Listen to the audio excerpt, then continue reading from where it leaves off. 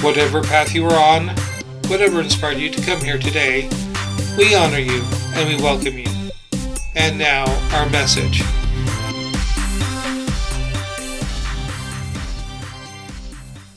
Awareness of the simple fact that you gave yourself permission to be here today. Consciously do that now, just arrive. I gave myself full permission to be here, so let's just close the door of the past. For now. Past is over, future's done and gone forever.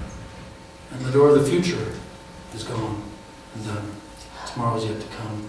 So for now, let's just arrive right here at this moment, which is the only moment that exists, the moment of creation.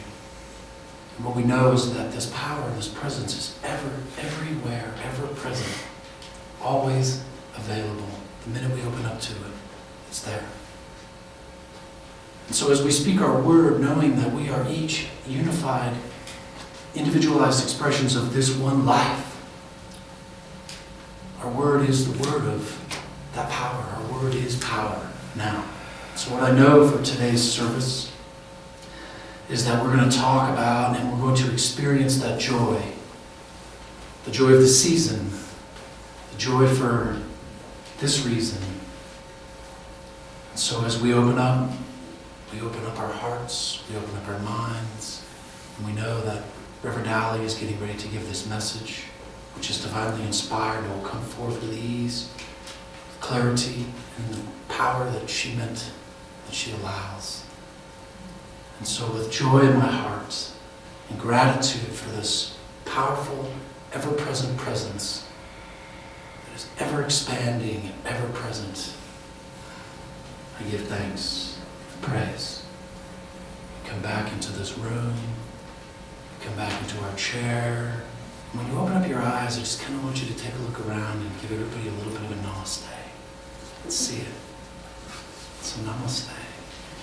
And I give to you my beloved wife, Reverend Ali. Thank you. That was so sweet. Thank you, Michael. Our practitioner in training.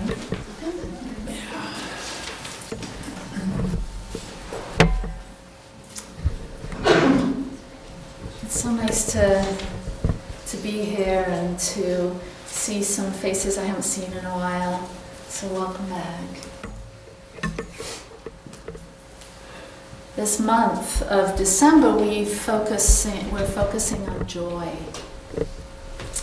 And last week I talked about happiness, and I introduced the Buddhist principles of the Noble Eightfold Path as a way to happiness, a prescription for happiness, and the Four Noble Truths. And today I'm going to be continuing on with some of those thoughts and theories. But really, as I've been listening to music, Christmas music, Michael's staining our floors at home, and he's got the Christmas tunes cranked up really loudly. And there's a lot of like chipmunks, and then we've got, big Harlem Boys choir. It's a real mix of different kinds of Christmas music. And my head's kind of spinning with the fumes of the wood stain and the Christmas music. And I think of that song, "'Tis the season to be jolly, fa la la la la la la la." And I think, is it? Is it the season to be jolly? We're supposed to be, we're told to be. We've got all of this story about this season, and there's a lot of pressure that goes on with this season. Pressure to buy gifts, pressure to entertain family, to go to parties, to step outside of our normal comfort zone and our routine. And this time of year, we kind of like stepping out of our routine and celebrating in this way, but sometimes it can be a real stress and a strain, and it isn't so jolly. Does anyone agree with me? Yeah? And if you've got kids, then there's that extra pressure of spending all that money if we buy into this materialized consumerism view of this season. So I want to share some tips with you today on how to deal with the realities of this hectic season, and insert kind of some spiritual realizations peppered through this. So I'm going to ask you to play around with me here, because I'm going to, as I unearth some of the spiritual truths and realizations, I'm going to be asking you to repeat some affirmations with me. And why do we do affirmations? We do it to anchor in these principles, anchor in these truths or these teachings into our awareness, into our subconscious mind. That's why we repeat affirmations. Number one, to introduce a new thought, and then we repeat them over and over again until they sink into our subconscious mind and become our new law, or our new way, our new reality. And Dr. Joe Dispenza and Dr. Bruce Lipton, some of the current forefront teachers in this science, this new science of epigenetics, and that our thoughts, we can actually create our brains anew with thinking new thoughts, creating new neural pathways that then enhance us moving to a more positive mindset, which will then encourage us and remind us to live more positively. So, there's a method to my madness, and there's a reason. Like Michael said, there's a reason for the season. Well, there's a reason for affirmations too. So, 'tis the season to be jolly, or is it? Is the title of my talk.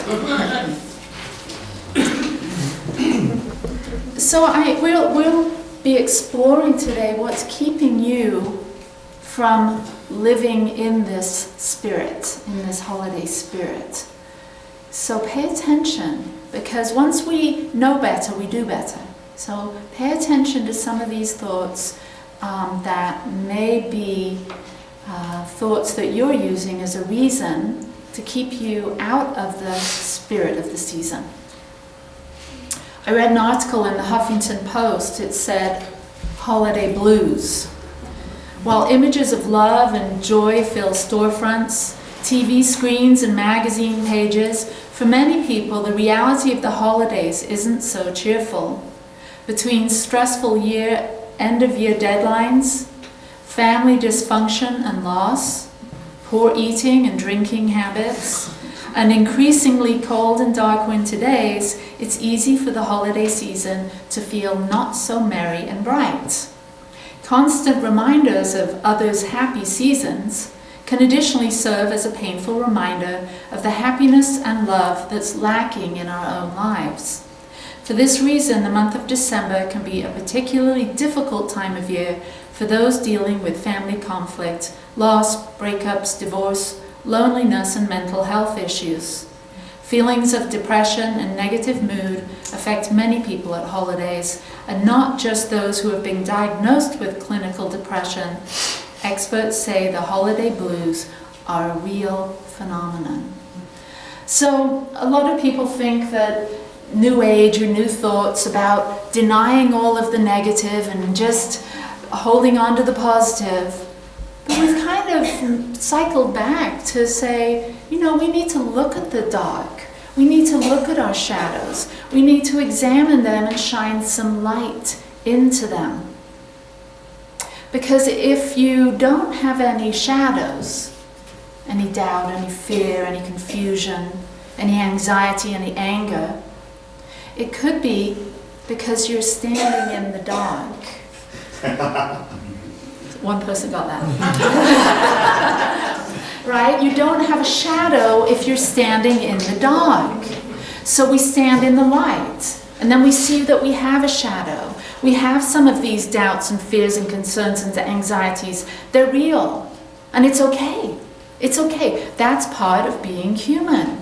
So we learn to embrace that shadow, those parts of those aspects of our personality that aren't so supportive. We get to embrace those shadows and bring them into the light and see they're not so scary. Because what we beach ball, what we deny, seems to pop up at the most unopportune moments. You ever notice that? So let's bring those things up into the light. At the end of this message, I'm going to be doing a little forgiveness meditation exercise in which maybe you'll bring some of those things forward. So, the Mayo Clinic has offered some tips to prevent holiday stress and depression. By the way, is anyone just not on the same page as me here? Is anyone like, no, this is like the best season ever, and I don't know what she's talking about? Now, maybe there are those people. My husband's one of those. He's like, what is she talking about? She's dedicated this whole half an hour, two people, Jim and Michael, she's dedicated this whole half hour to talking about sadness and depression? What? Well, thank you. Just hold us in the light, please. So if we find ourselves in that place where we're not feeling so great, one of the tips is to acknowledge your feelings, to not push them aside, to take some time and look at that, sit with yourself and ask, what am I feeling? Am I feeling sad? I remember, how many Christmases ago was it? Oh, I'm just noticing there's a light that's, nobody sit under that light, it could fall down at any moment. There were, yes, Jim? I feel like maybe some people might have misunderstood my hand raise. Oh, okay. You were agreeing with the majority? No, the only dimension that I see is that our suffering doesn't end with a particular season. Thank you. Yes, yes. It doesn't stop just because we're not looking like the Schrodinger's cat of quantum mechanics. It stays. It does. It comes and goes. It's always there. Lovingly engage with it. Right. So that's a good point. So as we acknowledge our feelings, we can simply examine the thoughts that we're having. Because thoughts usually arise, feelings usually arise from the thoughts that we're having. So we can just ask ourselves, we can just take a moment, sit with ourselves and ask ourselves, is that thought I'm having true? Is it really true? And how do I feel when I keep thinking that thought? And the best question, who would I be without that thought?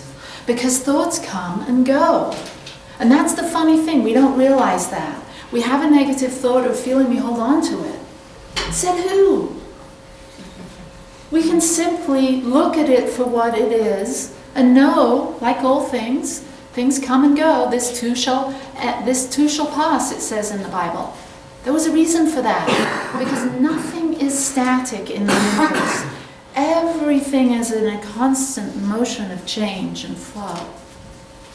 Is it true? Is it absolutely true? Who would I be without that thought? We can just examine and acknowledge our feelings and see the transitory nature of them, coming and going.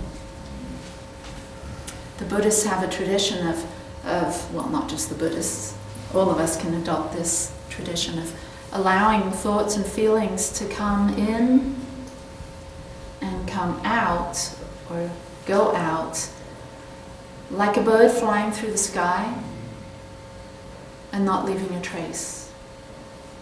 We can become easy with our thoughts and feelings like what that. if the bird poops? Funny. Yes. So another tip is to reach out. To reach out. Sometimes, I know when I'm feeling a bit sad or depressed, I have a tendency to go within and not not want to reach out. I isolate. Anyone else do that? Isolate? And it seems like a good idea at the time. But it's not. It's not always the best idea. We can reach out. Michael read that nice reading from Deepak Chopra and Oprah Winfrey about spiritual community. Look around this room. Be brave. Go on, turn around and look. These are people that would be safe people to reach out to, would they not? Wouldn't ever.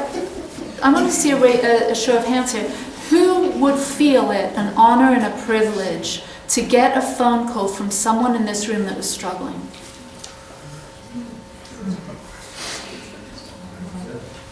See? We are a safe group of people to outreach to because we are going to hold you in your highest light. Because what we can do for each other when we really live these teachings is we can know for you, we can know for the other that is in suffering, that's in depression or sadness. We can know your truth because that's what we see, isn't it? When your good friend or your child or your parent is in a dark place, don't you remember that light, the light that they are, the gift that they are, the love that they are? And it's sometimes hard to imagine why they're feeling so blue when you know them to be such light. That's what we can do for each other as we reach out to one another, to hold each other up, lift each other up, and remember the truth of our being.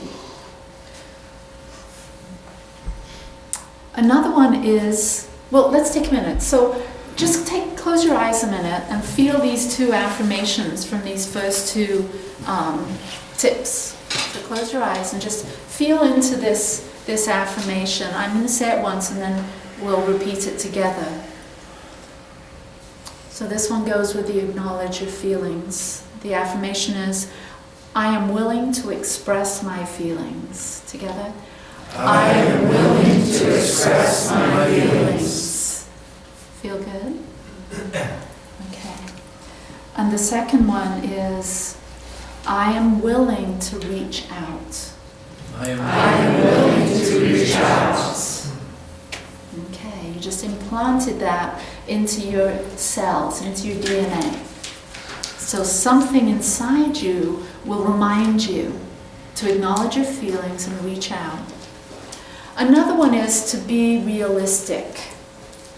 To be realistic during this holiday season.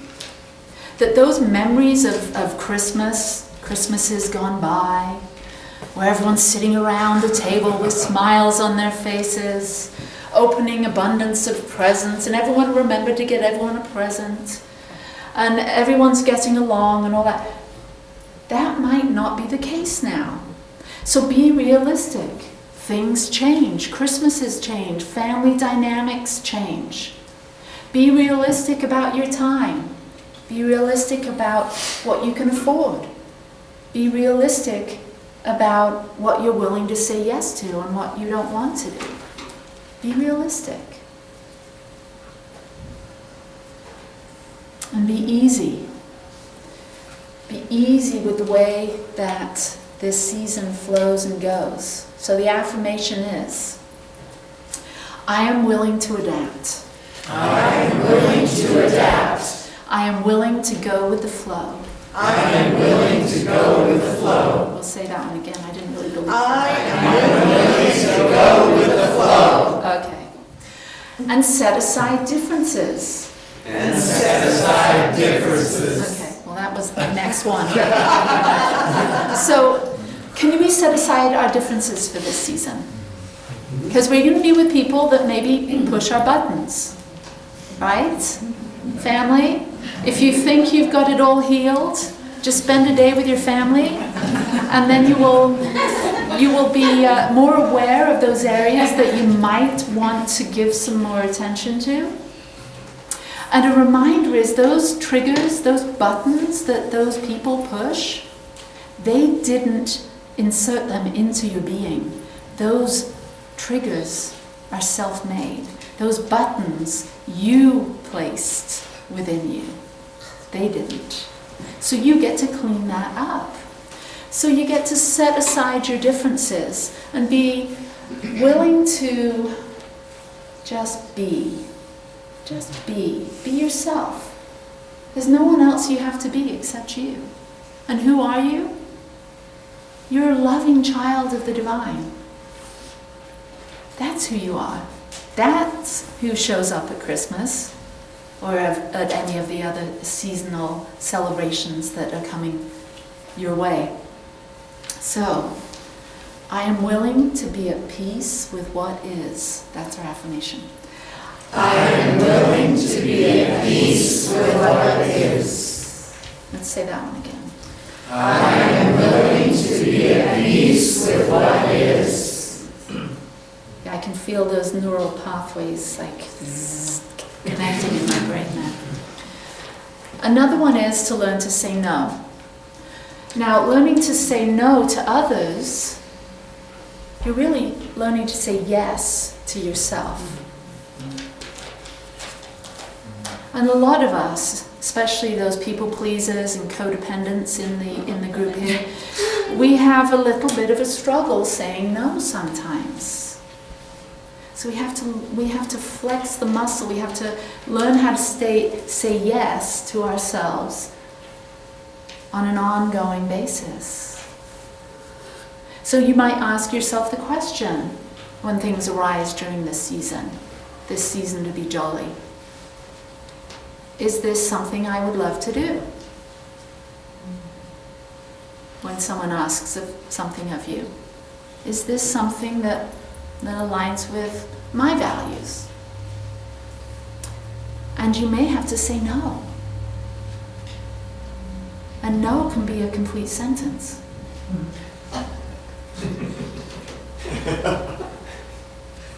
Let's try it. No. No. Let's say it nicely. No.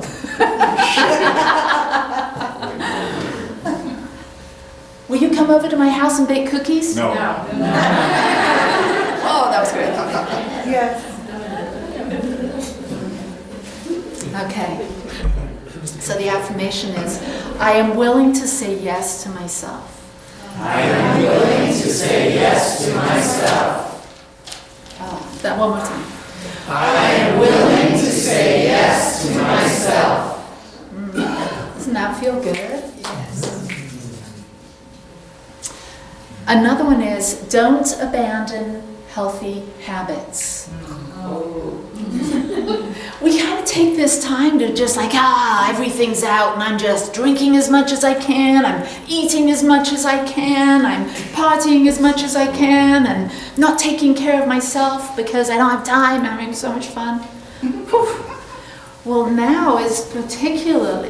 this time of year is particularly important to take good care of yourself and to not let those healthy habits and disciplines and practices fall away.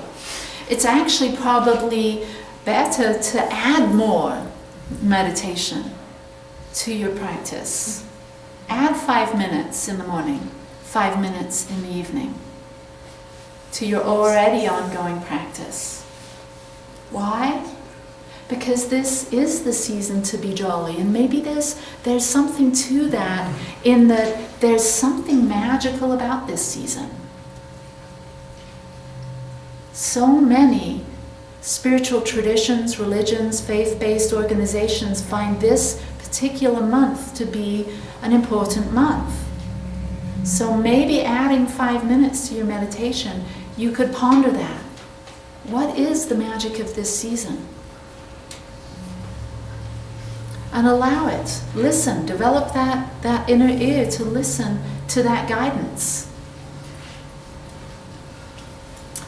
So the affirmation here is, and I'm going to explain it before we repeat it. I commit to taking care of myself. And so as we take care of ourselves and we take care of others, we live a life that is careful. Not careful in that, be careful, don't run out in front of the traffic, but careful. Our life is careful.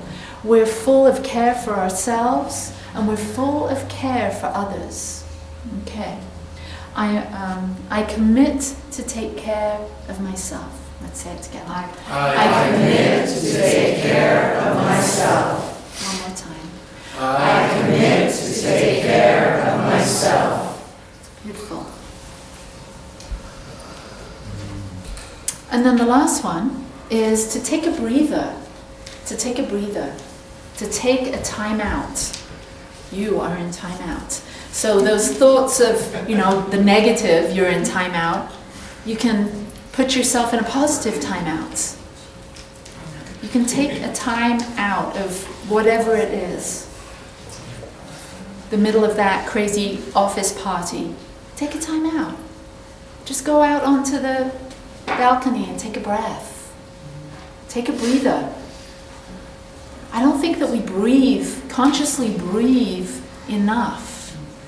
It says that the body stores this stale oxygen deep within our lungs. So maybe we just take this opportunity when we're getting stressed out throughout this season, when we're being overwhelmed with food, with people, with obligations and all of that stuff, to breathe more deeply.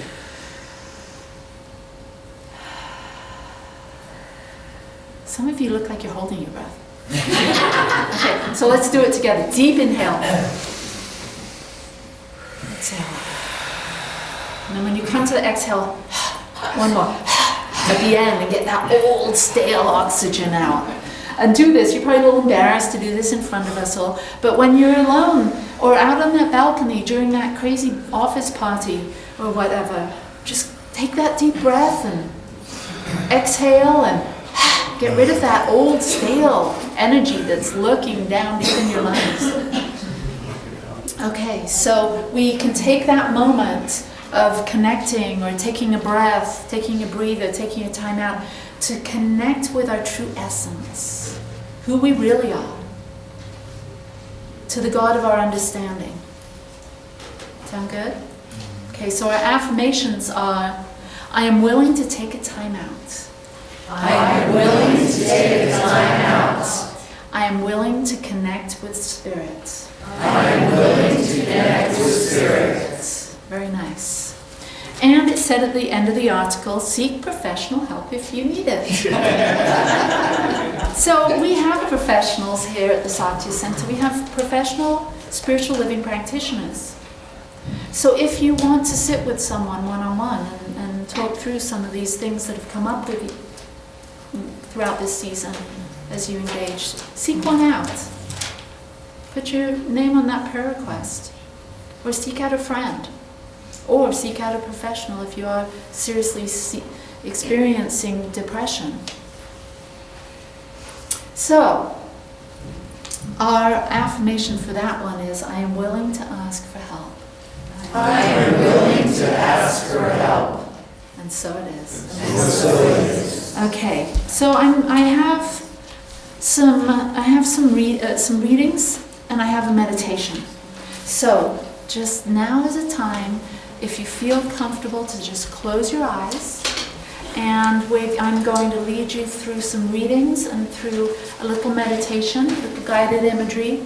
And so close your eyes and just allow these words to sink in.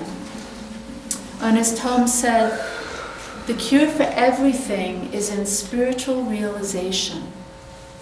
And I would add, healing happens through self-realization, through self-awareness, waking up to who we really are.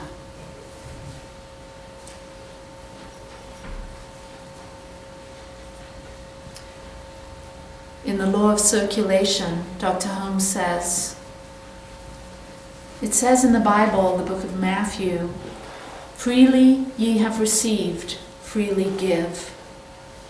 When the law of circulation is retarded, stagnation results. It is only as we allow the divine current to flow through us, on and out, that we really express life.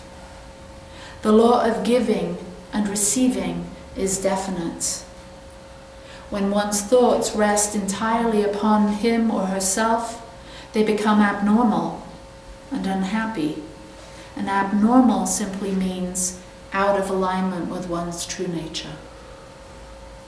But when he or she gives themselves with enthusiasm to any legitimate purpose, losing themselves in the thing which they are doing, they become normal and happy. Only as much life enters into us as we can conceive, and we conceive of life in the larger sense only when there is complete abandonment to it, being at peace with what is. Let the one who is sad, depressed, or unhappy find some altruistic purpose into which he or she may pour their whole being, and they will find a new inflow of life of which they have never dreamed. Maya Angelou says everything in the universe has a rhythm. Everything dances. There's a wonderful woman named Zainab Salbi. She's an author, women's rights advocate and activist, humanitarian, and she founded Women for Women International. And Sister to Sister, she helps unite women who have been abused, terrorized, and survived war. Many feeling as though the world has forgotten them. And she wrote this poem for them. And I believe she wrote this for you and me, for us today. What if I'm not sadness? What if I'm not grief? What if I'm not my victim's story, nor am I pain? What if they are all part of me, but not fully me? What if I'm just me? What if I am joy without reason, happiness in all seasons? What if I am love for all? What if I love for no reason and for all reasons? What if they are all part of me? What if I don't hate my enemy? What if I forgive? What if I see without judgment, love without reasons? What if I give and receive without worry? What if I can be all and still be me? What if this is it? What if this is perfect? What if I don't doubt? What if I just believe? How would life be if I accept fully me? What will I be if today I am free? What if this is the new story? So I invite each of you to bring to mind something or someone that you're ready to forgive. Maybe it's yourself. And just see them in your mind's eye. And activate a feeling of love and care in your heart. And as you see that individual or that situation, say to yourself, inside yourself, I forgive you for not being who I wanted you to be.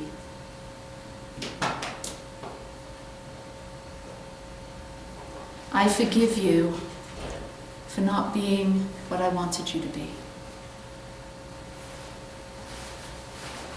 I forgive myself for not being who I wanted to be. I accept you for being who you are. I accept myself for being who I am. And every day I'm growing and learning and becoming more of who I truly am. So take a breath in, breathing in, allowing, and exhale, willingness. Breathing in willingness, and exhale, acceptance. Breathing in acceptance, and exhaling gratitude. Breathing in gratitude, and exhaling appreciation. Breathing in appreciation, and exhaling kindness.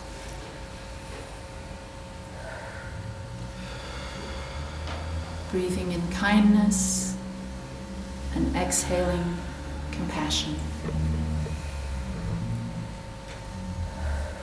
Breathe in compassion, and exhale love.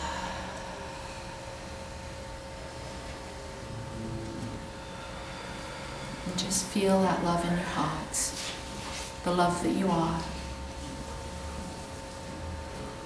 And allow that to be your truth this season. Thank you. Namaste.